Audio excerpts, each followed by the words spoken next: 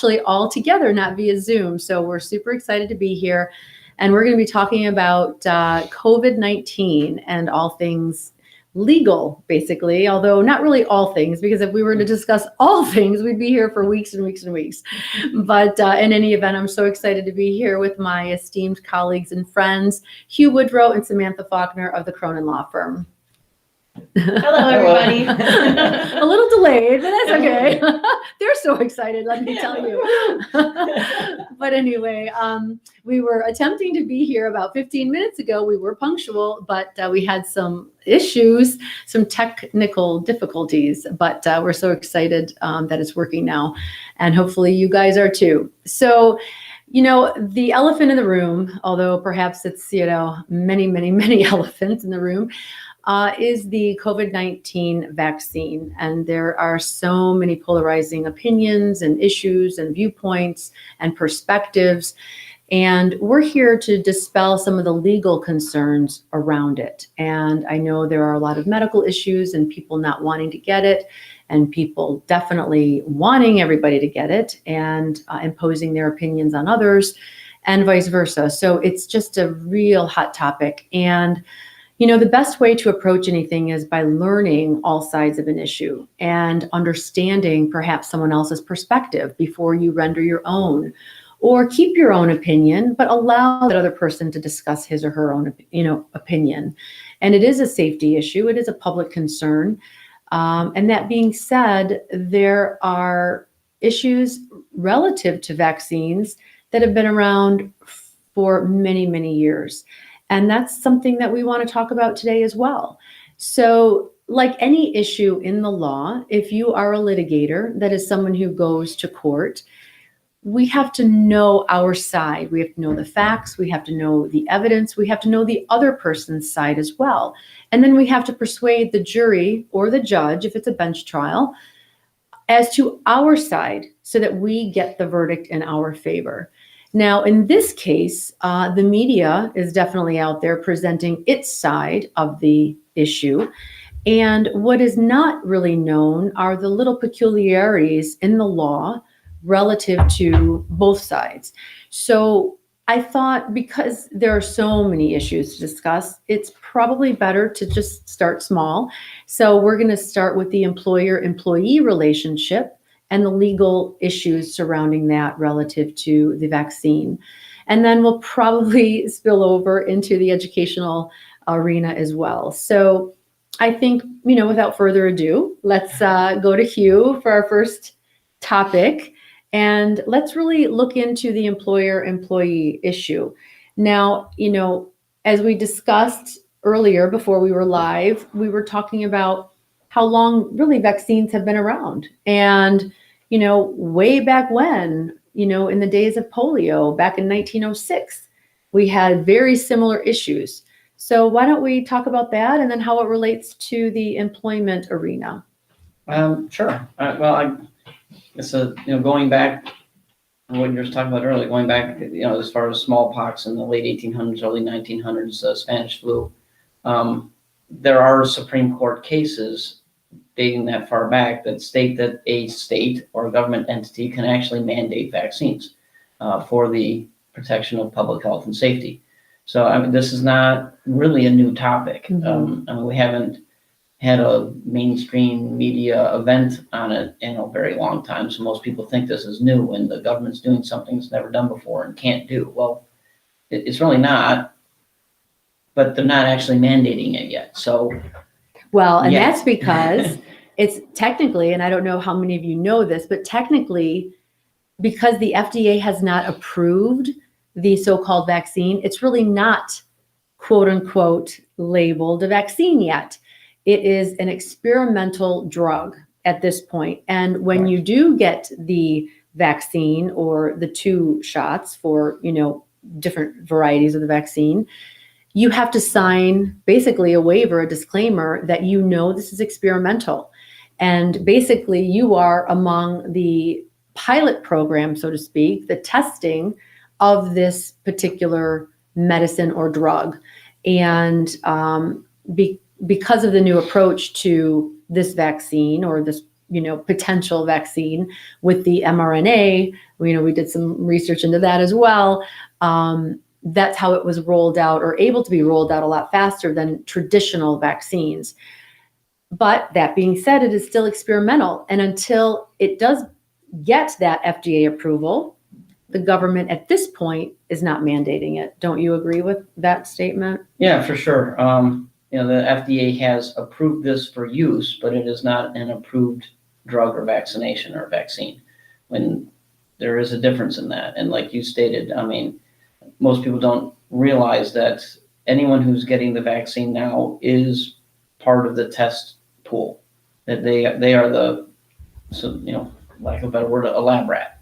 That because of the pandemic and the emergency rules and the need for this vaccine to roll out as fast as it did to help halt the spread of COVID, they were able to bypass a lot of that testing. And usually it takes years and years and years for a drug to go through long-term testing and make sure the side effects don't have long-term implications, to figure out what all the side effects are in the different people and stuff like this. And they were able to bypass that. In the past, it was 8 years. Typically, on average, a vaccine to get rolled out and approved by the FDA, it was about an 8-year length of time. And they rolled this one out in less than a year. And again, and it goes back to the public safety, health and safety. What you weigh one over the other, and is the need for this to help with public safety and health outweighed by the potential risks? And the FDA states that it is, that the public need and health and public safety is more important than going through all that testing at this point in time. But that doesn't mean that they're not testing it, and they are on us, on people. That's what they're doing right now. This is all the tests right now, and hopefully it'll all work out great. It seems to be so far, but there have been some adverse side effects from people. And the biggest issue right now is that even people that are vaccinated are still getting COVID and getting sick, and some are still dying from it, and they don't know why. So, well, let's talk about that a little bit. So, with some of these adverse side effects to the vaccine, if an employer mandates that an employee must get the vaccine, or he or she cannot work there any longer, and they do get the vaccine, and then they do have adverse side effects that you can prove are directly caused by the vaccine or some underlying condition that he or she was unaware of, is that employer liable? Like any legal answer, maybe. And the employer's in a really peculiar situation with this, because they also have a duty to protect their employees, not just this one, but all of them. So if one employee is doing something that could endanger the others, then they can mandate that person do something or be fired or not work there. So if someone doesn't get vaccinated, are they endangering the other employees, which they have a duty to protect? But then you weigh that against that particular employee's right to privacy and the First and 14th Amendment privileges that they have, or rights that they have, not privileges, their rights that are ingrained in our Constitution to not do these things, to be in control of your own body. So it is a huge measuring test right now. And employers, I've noticed, are very reluctant, it seems, to mandate this. Most of them are going through some type of incentive. They're incentivizing their employees to do it. Even the city of Detroit's giving their employees $100 to get the shots, and on top of that, they're paying them up to $35 for a transportation fee to go and get the shot done. So, governmental agencies such as the city of Detroit and private employers are taking that route rather than a mandate, because mandating something, I think, would open them up to liability much more so than an incentivization. Well, especially now, because it's not FDA approved. If they were to mandate this experimental drug and something were to happen, there are some insurances that may not cover that employer for that liability. Well, So, and this is a little bit of an aside, and I want everybody to be aware that if there is someone that does get sick, please look at your life insurance policy or your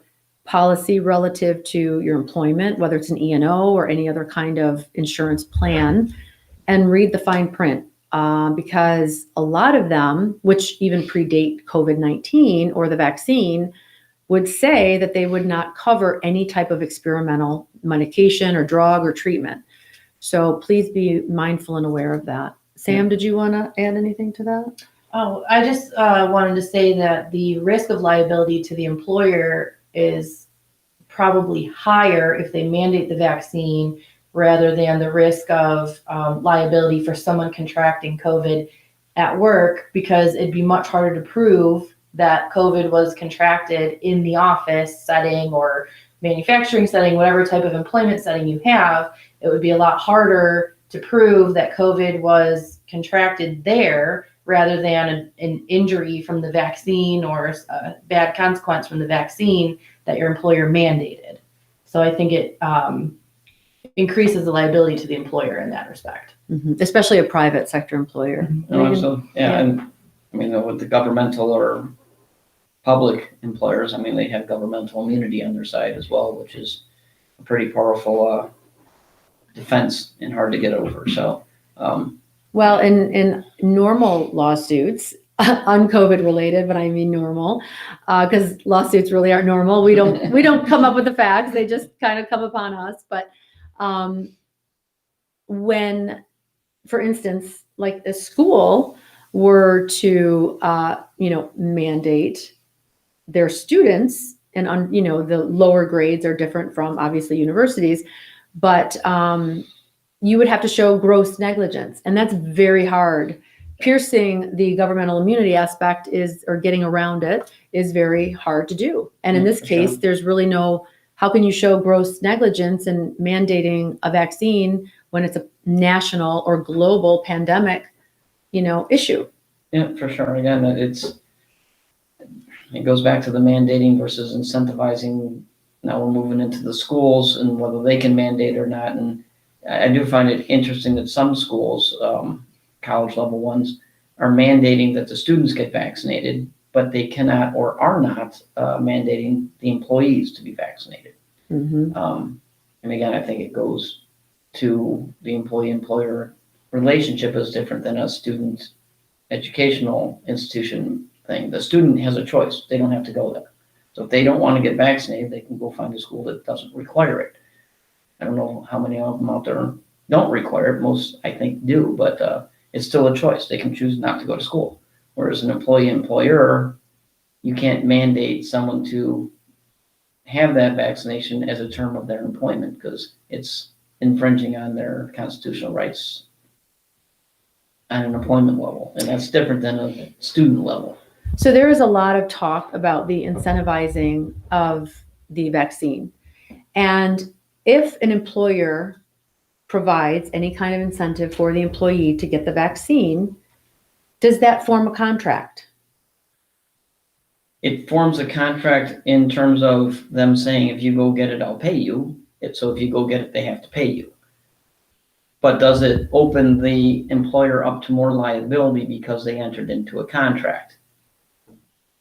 That I don't think it does, but that hasn't been vetted out in the courts yet, so we won't know until there is a lawsuit on that, and it goes up the chain of the courts, and the Supreme Court, I'm sure, will end up hearing something on this and making a ruling on it. But I don't think, personally, from my personal opinion or professional opinion, I don't think it would open them up to any more liability than they are now anyway. So if an employee, has a pre-existing condition, let's just say, and we're talking about a private employer, but he or she wants to keep it private because it's personal and it's nobody else's business what medical condition I have.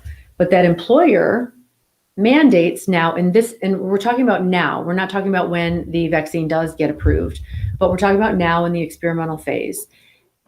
If the employer mandates that employee, all employees, in order to work there, or they cannot work there any longer, they must be vaccinated. Does that employee have any rights? Absolutely. And that's one of the reasons why I think most employers are not mandating it now, because like I said, there are certain steps and regulations that they would have to implement before they can mandate that. And again, it goes into if someone has some type of underlying medical condition that says, they can't get this vaccine for whatever reason, I don't think it would be allowable to fire that person if they have some reason why not. And then you expound onto that and say, okay, well, my religious beliefs Right. say I shouldn't get it, or my personal beliefs say I shouldn't get it. And again, that's why it makes it so difficult for an employer to mandate this. The law says they can, but they still have to have all these exceptions. And drafting up the language for that, I don't think has been perfected yet. And that's why a lot of employers aren't mandating it now. And they're doing the incentivization instead. So that brings up a good topic to, kind of go to the educational side of it, because, years ago, there was a lot of discussion with vaccines in general. Like we said, this issue has been going on for years.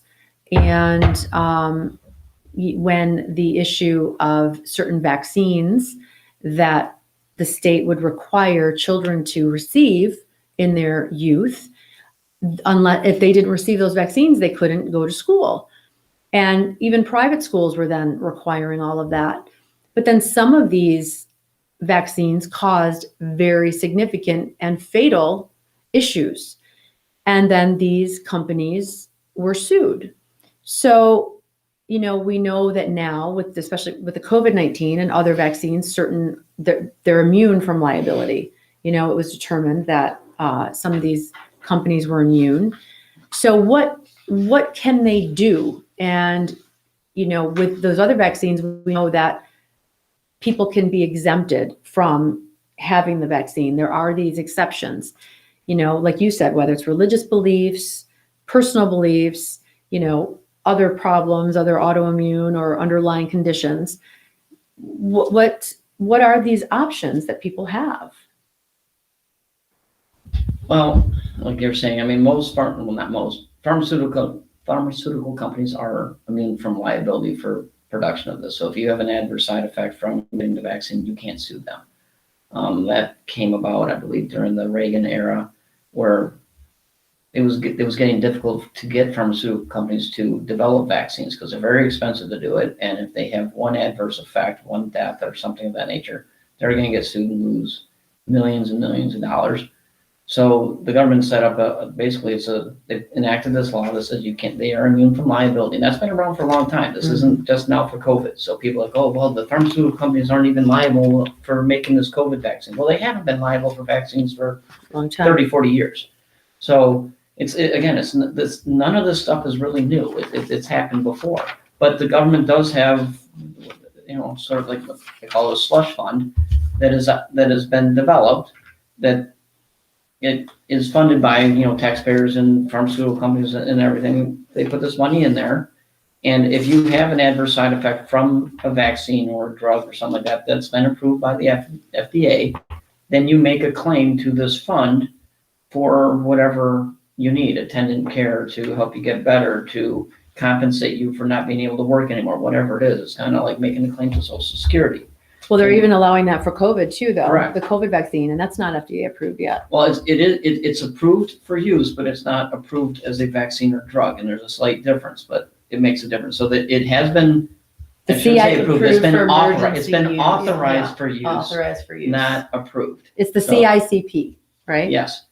So again, because this is authorized by the FDA for use, it's not approved as a drug. And there is a distinction between being authorized and being approved, but it is an authorized drug, even though it's in an experimental phase right now.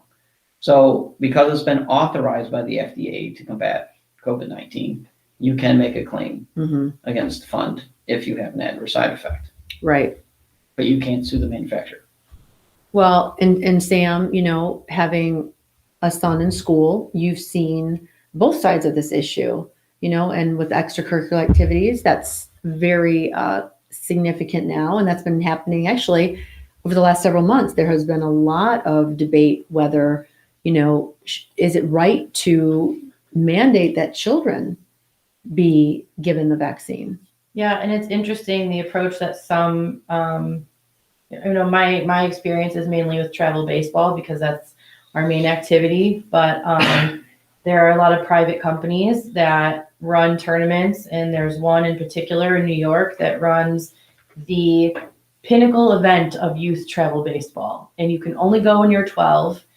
And they issued a release in April stating that they were going to be requiring immunization. They're altering their immunization requirements.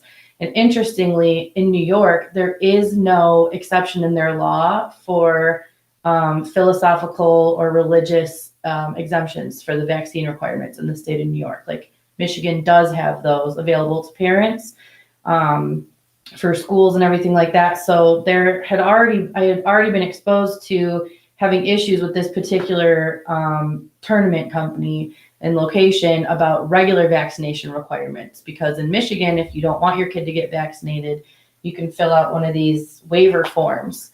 But this place, because they're in New York and they don't offer that, they're requiring proof of vaccination for kids that are coming in. But now in their 2021 opening plan, they're requiring 12 and up to be vaccinated and 11 and younger proof of a negative COVID test. And you have to register to go. So anyone that's registered is required to show those things. Well, until this week, you couldn't even get a vaccination a shot at age 12. Wow. And there's a lot of opinions on that topic of children, because other countries and certain medical health, treaters and medical centers are saying that the United States is being greedy with the vaccines because other countries are in desperate need of the vaccine for their adult citizens. And it's interesting that the state of New York was even mandating regular vaccines. When I say regular, I mean the traditional MMR and, polio, hepatitis, diphtheria. What was it? There's a lot of them. DTaP, DT, Tdap. And that caused narcolepsy. So, and that's where a lot of suits came up because of that years ago. Yeah. And then I think after that, that's when it was decided that they were more going to be immune from that, or I don't know if it was around that time, but again, the whole reason behind that immunity to the pharmaceutical companies is because they were getting sued in the 70s and early 80s from people that were getting these immunizations and coming down with side effects and whatever, whatever those sides. Some were extremely severe. And pharmaceutical companies saying, well, then why am I spending millions upon millions of dollars to develop this vaccine if I'm not going to make any money on it? So the government said, well, we need these vaccines for the health and public safety of our general populace, so we need to figure out some way to protect them so that they will continue to experiment and develop these vaccines and get them out to the public. So that's why this fund was developed and the law was put in place that you can't sue them directly. But again, I know, Sam, you know more about this than I do about, I think it was in 2014 is when Michigan said that you can now opt not to have your child vaccinated and have them still attend school by signing a waiver or something like that. Well, there was a lot of issue. It's important to know, like you said, in New York, this is it's a state by state law, and in some states it's even school district by school district decision. So what New York is doing is not what we're doing, which is not what Ohio is doing. And like you said, if you're traveling to one of these states to do something, you got to find out what their rules are. You got to know what their rules are, otherwise you can't play. Well, and it stinks for these businesses and these, just specific to this scenario, it stinks for this business because the state of New York is essentially punting their responsibility to the business. Correct. To come up with the regulations to be able to operate, because the nature of their business is running baseball tournaments. So move to Pennsylvania. But this is a huge families who have kids that play, you're planning for this your entire travel baseball time. This is like the pinnacle thing. It's the pinnacle of it until you're in high school and then you're looking for college offers. This is the thing. Because you have to have basically a voucher or an invitation to attend. It's not an open enrollment. So it's a very prestigious thing. And a lot of families are pretty much saying to heck with it because. So what about when, a family says, I don't want my child or children to get vaccinated. And I'm not talking COVID-19 vaccine. I'm talking other, vaccines that have been around for years. Mm-hmm. I don't want my child to get vaccinated because there's autism in my family, or for whatever reason, personal reasons, religious reasons. And, there's science on both sides of the fence relative to the whole autism argument and vaccines. But what about that? So in New York, they must do that, or they get homeschooled? They have to be homeschooled? In what I was reading earlier, there is no philosophical or religious objection allowed in the law. But there could be. There probably Could be is for medical. I would assume, even though assuming is dangerous in the law, but Don't assume. I would guess, my best professional guess would be that there is an exemption available for medical, like if someone has an allergy to something that's a common vaccine ingredient, or has had a serious adverse reaction to a vaccination previously. But the state of New York does not provide for a philosophical or religious exemption like the state of Michigan does. It just isn't there. And that goes for student, teacher, employer, employee, all of it, most likely. Yeah. And every state, like Hugh and Sam said, every state is very different. And, years ago, the legislation ruled that it is constitutional. And do you recall the case, the Supreme Court? About mandating vaccinations? Yeah. Yeah, that was It was good old 19 Jacobson v. Massachusetts, 1905 case. 1905 case. In front of the U.S. Supreme Court. So yeah, and that was again revolving around the smallpox epidemic that we had. Or I don't know if they could call it a pandemic then or not, but smallpox is a very painful and disgusting disease, and they even stated that in the opinion. In order to get control of this disgusting disease that kills children, it's important to mandate that students be vaccinated in order to attend school. They said it is properly within the state's police powers to do that, to protect, again, the public safety and health. So, again, there's so many different layers to this, but for the time being in Michigan, and really nationally speaking, we're moving more and more toward the FDA's approval of the COVID-19 vaccine. And so in doing, you really need to look at your personal beliefs, your religious beliefs, your, whatever it is, your medical condition, and determine whether for you the pros outweigh the cons of getting the vaccine or not. We do see more and more discussions of the global passport or even the statewide passports, the immunization passports. And Sam, I know, we talked a little bit about that earlier. I know that there's some journals and, research discussing that. What is your take on all of that? I just don't know how they would ever truly enforce it, because the way that is tracked right now is so, they're not checking IDs when you're going in. They're asking you to recite your name and date of birth. They're not verifying anything. There's a pharmacy assistant writing things down on this card, and then you're just walking around with it. So I don't know how they'd ever enforce that, even if they found a way to make it a rule. There is a app that's being beta tested in New York right now to track that, and you upload, but I don't know how they upload. I don't know if a medical provider has to upload it for you, or if you do it yourself. It'd be kind of silly if you had to do it yourself, because I just upload and say, no, I got vaccinated, and then I can do whatever I want. And people are doing that. People are selling vaccination cards on TikTok right now. It's kind of ridiculous, but yes. Seriously. Like a fake card. Yeah. And we've even seen, we heard earlier today from a coworker that when they went and got their shot, they were handed their vaccine card before they even got the shot. They said, here's your card, go wait in line. So she could have just turned around and walked out, and she would have had her vaccine card. Yep.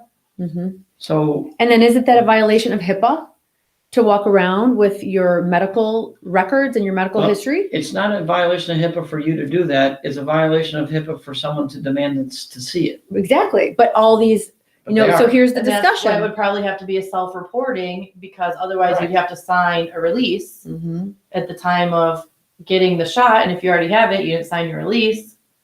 So how can you release your medical provider to filter that information in some sort of information gathering application? But what about the talk of all of these different stadiums and, concerts or restaurants or schools or anywhere, these large public auditoriums mandating that you're not allowed in unless you can prove that you have this, vaccine. And can they? Sure, because they're private businesses. But if local governments aren't mandating it, employers aren't mandating it, then leisure activities shouldn't mandate it either. I mean, they tried that. I think it was Ticketmaster actually tried that. In order to attend a concert they were promoting, you had to prove within like 3 days of the concert that you had a negative test result or something, or vaccinated or something like that. And it blew up, and they shut it down. They couldn't do it, and that's why they are. I think they're experimenting with this application. They're beta testing in New York to figure out how to get the information in there properly, how to disseminate that information, how it's going to be disseminated, who's going to have access to it. Is it a HIPAA violation? Is it not a HIPAA violation? I mean, it's still in its infancy, and I don't know what the outcome of it's going to be. I mean, even when when coronavirus first came out, wasn't it Apple that came out with an app that tracked where you were and let you know if you were in proximity of someone that tested positive? So I put that app on my phone just to see if it would work, and I've never got a ping. Really? So- Not once. Do you still have the app on your phone? Mm-hmm. And there's still Nothing. nothing. Never. Not one notification. Because it tracks your location. So, if you're in the grocery store for a certain amount of time, or you're in a building for a certain amount of time, and then someone else who was there at that same time on that same date was exposed to COVID or had a positive COVID test, and I don't know if you're supposed to put the information in yourself or what, but if you get a positive COVID test, you got the health department texting you, you've got your doctor's office, any hospital system that's affiliated with your doctor's office is calling you, texting you, asking you to report. Right. Calling, so it's never gone off. I did it on purpose just to see what would happen. Right. And it has never, not one notification. Well, there used to be, again, when this first came out, there were requirements that, like Oakland County Health Department was supposed to be notified, and then you would get a call from them saying, hey, someone in your office building tested positive for COVID. But they're not doing that now because they just can't. They realize there's no way that they can truly track this anymore. And everyone that's been in a building at any time and again, I also know that when this first came out with COVID, and again, a lot more is known about it now, obviously, than we knew about a year ago. When this first came out, I remember everyone was panicking. Everyone was like, oh my God, this is going to kill everybody. And if you're anywhere near anyone that had it or touched something that somebody touched 7 days ago, you're still going to get it. Right. And so we know a lot more about it, and it doesn't survive on surfaces as long as we thought it does. Yes, it's very contagious, but I think we're much better capable of treating it. And there's a lot less people percentage-wise dying of it that have contracted it because we know what to do with it now. But again, when it first happened, I remember a friend of mine was working in an office building. She showed up to work and it was shut down. The whole building was shut down because someone there had gotten COVID. Oakland County Health Department came in, shut the building down, and was in there with their hazmat suits cleaning it because they didn't know how spreadable and how deadly it was. Well, and the other side of that, we are a much cleaner nation now, right? 1 year later, truly, we're more aware, and I think with awareness and knowledge, really become, you change your ways, you become better, and you grow as a result. And I do believe our country is growing, but I want to make sure we're growing positively and not so polarizing. And I think that's why it's so important to have these discussions. And we're not arguing, we're just openly discussing. And I think that's what everybody needs to do to really know and be aware.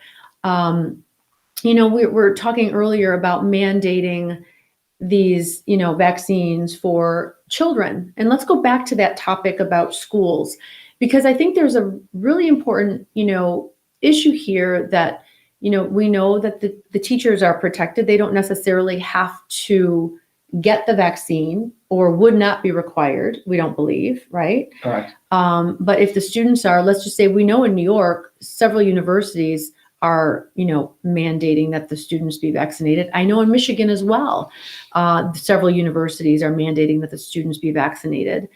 And we haven't really talked about the students that come from other countries or undocumented persons, or, how do we keep track of that so that everyone stays safe? How can they be required to be vaccinated when they're really even undocumented? And what if they come from another country that, does have an outbreak, and that person is, carrying COVID or other, contagious diseases? Then what?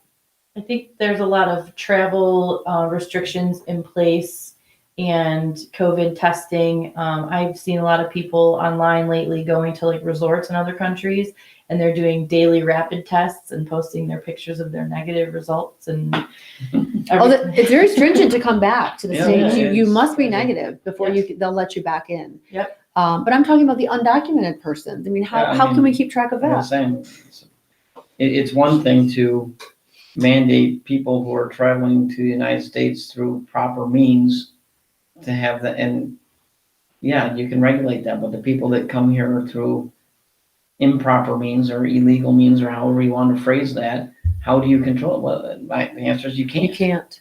I mean, we can't stop people from coming across the border, whether it's from Canada into the United States or Mexico to the United States. We just can't. We haven't been able to do that ever. So how can you mandate that that person that's coming here that we don't even know is coming here be vaccinated? It's impossible.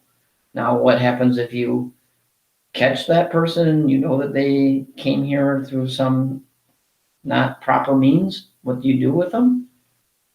I mean, right now, can't think what you can do. Throw them into one of the detention centers that are No. overcrowded to begin with now, and now everyone there's going to be infected, right? So you just spread it. So, again, this stuff is too new right now to know what we can do, let alone what we should do. Right. Well, and the only way we'll know is if the cases do go to litigation or before the courts. I don't think it's if. I When. think it's when. Yeah. More Well, and that's more. how laws are made, right? I mean, that's how case law is made. That's how part of the way that law progresses in the country is through case law and things moving up into the highest court. Yeah, I mean, it's going to come down again to the Supreme Court's interpretation of the Constitution, public safety, health and safety of the public, general populace versus an individual's rights of Mhm. privacy and to do what they want with their own body. And that's another topic of conversation, Interesting word choice. Interesting word choice, the right to do with your own body. I mean, we've seen that for years and years, Roe versus Wade and all these other, I mean, And the legal aspects of that are endless. But I'm getting some questions now, and I'm going to turn to some of our questions. The first one is, do you think that employment mandates will make a difference if you are a nurse or a government employee, as opposed to a private company or a chain? Could the size of the conglomeration really matter if mandating an employer to get the vaccine or an employee to get the vaccine? Who wants to take that one? You? I don't, well, normally because the larger governmental agencies as well as the larger corporations, they have the resources to develop a proper plan, and a very large percentage of HR plans, handbooks, and policies are passed down from the larger corporations. Someone will say, "Oh, that looks good, and I'll put it in mine." I mean, the larger corporations are probably going to do it first if they do it, because they'll have the resources behind it to properly develop that policy and procedure to begin with. And they're also usually the ones to get sued on them first, so they know Right. if their policies and procedures stand the test of the law. Because no offense, usually you don't sue someone that doesn't have money to pay you. So large corporation, deep pockets, if you're against their policies and procedures, you sue them for it because you can get money, right? So that's how these things typically get vetted out in the courts. Is one of these corporations or a government entity will develop a policy and procedure. Someone will sue them over it.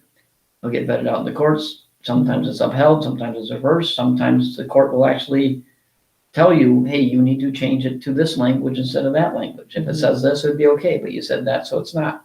So it might be a minor change to do that, but until it gets through that court process, we're not going to know.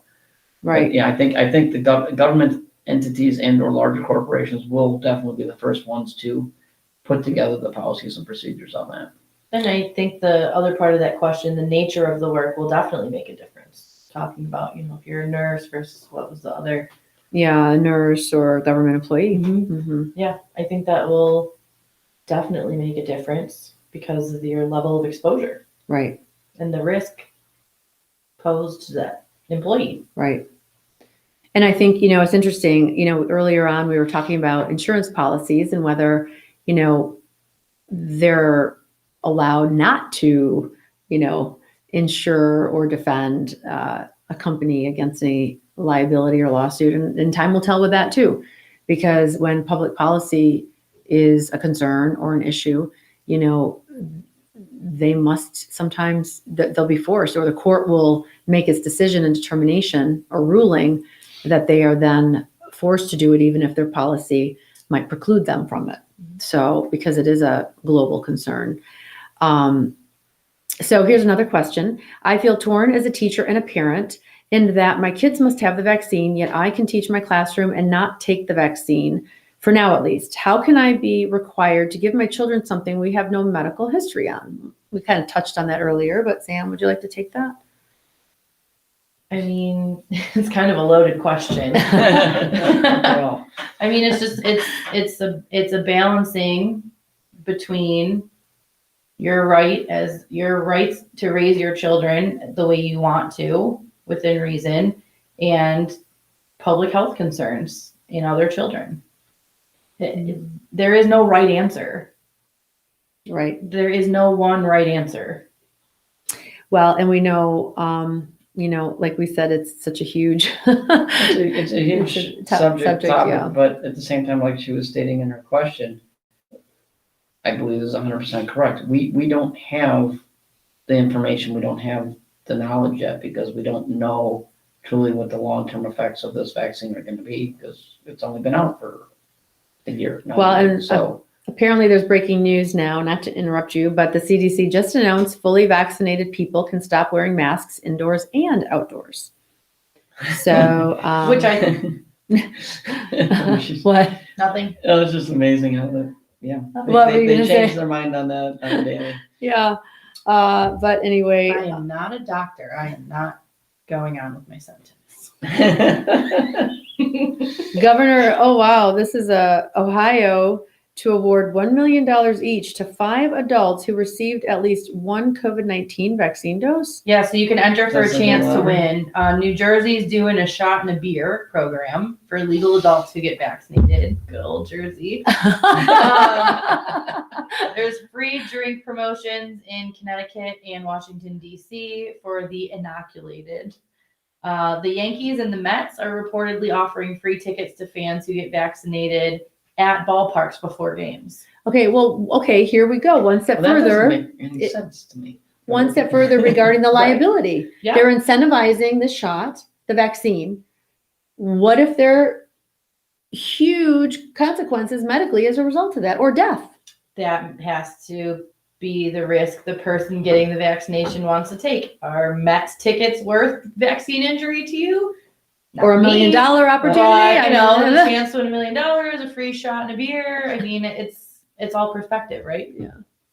Keep your job, shot and a beer, Right. Mets tickets. So you get vaccinated, then you can go into the game for free. So before the game, you give it, but the vaccine isn't going to take effect Right. for a while yet. Yeah. Is it the first dose? Is it the second dose? Do they Long-term goals, I guess. Long-term, I guess. Maryland is paying fully vaccinated state employees $100. Yeah. Same with the city of Detroit's doing the same Detroit's thing. also giving $50 gift card, prepaid debit cards to pre-registered individuals who drive a neighbor to a vaccine clinic. Yeah, and it's $50 per shot, so it's up to $100, and then the $35, travel voucher for you personally if you're a resident of the city of Detroit. So there's a lot of incentivizing going around, and as we said earlier in the show, once the FDA approves the vaccines, whether they're from whichever manufacturer, I think you're going to see a lot more mandating of it, and perhaps even along with all the other already mandated vaccines that have been, out there for years. So this is just the tip of the iceberg. And, as we hear about other diseases and other potential, epidemics or pandemics, this is probably not going to be the last of these issues. So once the courts, set those precedents in terms of their rulings, I think then we'll have better guidance. Yeah, we will for sure on that. And like I said, I mean, what I don't think has been vetted out in the courts. I mean, it already has been vetted out. The government has the ability to mandate a vaccine for your children to go to school. That's done and over with. The more important issue, I think, is can an employer, whether it's public or private, mandate their employee to get vaccinated in order to work?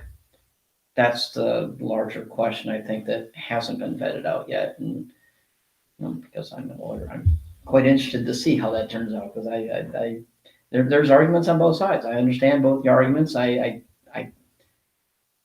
Most good litigators can argue any side of the case. They can, because they have, like you said earlier, you have to know both sides in order to properly argue Your side. the one that you want to promote. Right. And typically you can argue both sides, and there are very good arguments on both sides for this. And what my personal beliefs are different than necessarily what the arguments are. Just because my belief is one way doesn't mean I can't argue the other way, and that I don't understand and see what that argument is. I do get that, but that's going to be an interesting one. I'm gonna I think that's like the fun and watching it. challenging thing about being an attorney, though, is that you're not always arguing something you agree with. But you Right. still have to zealously advocate for that position because that's what you're getting paid to do. Yeah. That's been one of the most challenging things for me as an attorney in family law. Sometimes you have to make arguments for something that you just don't believe in, but you have to. Well, and I think, that's a great way to end our show, because, we're just here presenting to you the information as we have been presented it, and all of us out there are doing the same things. We're just trying to decipher for ourselves, what fits and what doesn't. And I think it's important, though, to go beyond the headlines and to really dig deep in an issue or, the source, in order to really know. And then don't even just rely on the source. Go to the sources, look at the footnotes, look at the other articles in the other law or the medical, journals, or the research that they attach in their sources. It's kind of like when you get one of those, gossip magazines, and the front cover, the way they're trying to market it is way different from the article on the inside. So, just really make sure you're well informed. We're a country of very smart people. And so just use your intelligence and use it wisely, and then do what's right for you. And don't try to push your opinions or your values on somebody else, because it's okay that they have certain values, and it's okay that you have certain values. I think that's what the beauty of our country is all about. So with that being said, thank you so much for joining us here at the Cronin Law Show. And if you have any questions, or if you want us to dig into an issue, please write us, and we are more than happy to do all the research and present all sides to any issue you would like us to cover. Thanks so much again. I'm Sabrina Cronin, along with Samantha Faulkner and Hugh Woodrow. And until next time, stay well. Bye for now.